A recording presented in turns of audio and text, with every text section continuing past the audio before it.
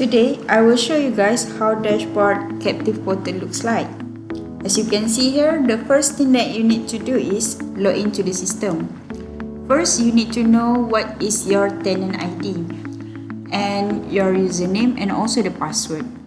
For example, my tenant ID is TechSynchro,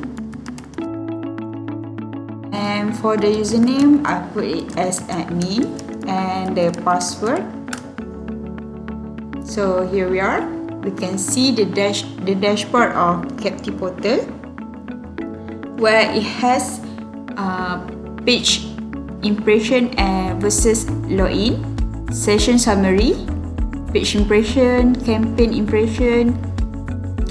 click, and login. And you can see the activity timeline and also the average dwell for past 24 hours. For the page impression versus login is where we can see the graph that shows the number of page impression versus user that login.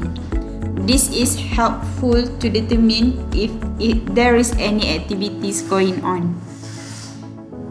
And then we go to session summary, where we have active, connected, and also disconnect. For active is the total number of current active user within the system. As for connected is the number of connected user since the time. And then for the disconnected is the number of disconnect since the time.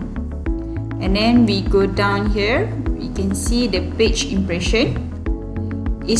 Page impression is the total number of page impression. It also indicates page view since the time.